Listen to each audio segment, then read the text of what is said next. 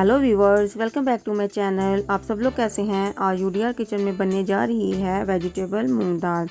Vegetable मूंग दाल बनाने के लिए मैंने 1 पाव दाल को भिगोकर रख दिया था।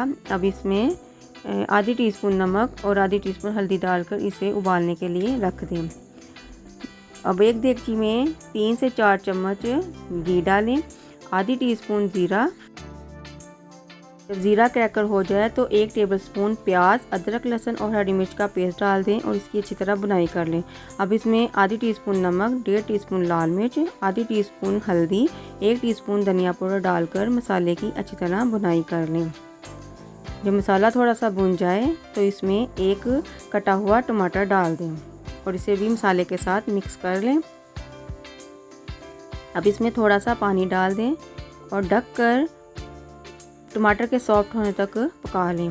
जब टमाटर सॉफ्ट हो जाए, घी ऊपर आ जाए, मसाला अच्छी तरह भुन जाए तो इसमें एक अदद कटी हुई गाजर डाल दें और इसे मसाले के साथ अच्छी तरह मिक्स कर लें और इसे ढककर 1 मिनट के लिए पका लें। जब गाजर सॉफ्ट हो जाए तो इसमें एक अदद कटी हुई शिमला मिर्च और 1 चिकन पाउडर का पैकेट डाल दें। इसे मिक्स करें।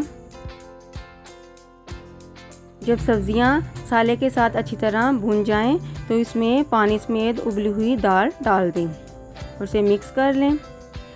अब इसमें मज़ीद पानी मैं और डालूंगी, मुझे पानी कम लग रहा है। पानी डालकर फिर से इसे ढककर गाढ़ा होने के लिए रख दें। हमारी दाल तैयार है। जब दाल तैयार होने लगे तो इसमें 1 टेबलस्पून देसी घी डाल दें, आधी टीस्पून गरम मसाला, आधी टीस्पून काली मिर्च, आधी टीस्पून कसूरी मेथी, 3 से 4 साबुत हरी मिर्चें, हरा धनिया डालकर मज़ीद इसे 5 मिनट के लिए दम पर रख दें। मज़ेदार हमारी वेजिटेबल दाल तैयार है। आप इसे ज़रूर ट्राई करें। अब हम इसे सर्व करते हैं। आप अपने घर वालों को ये दाल बनाकर ज़रूर खिलाएं। वो खाते ही आपकी। अगर आपको मेरी रेसिपी अच्छी लगती है तो मेरी वीडियो को लाइक और शेयर करें और मेरे चैनल को सब्सक्राइब करें। अगर आप मेरी आने वाली वीडियो देखना चाहते हैं तो बेल आइकन को ज़रूर प्रेस करें ताकि सबसे पहले नोटिफिकेशन आपके पास आए।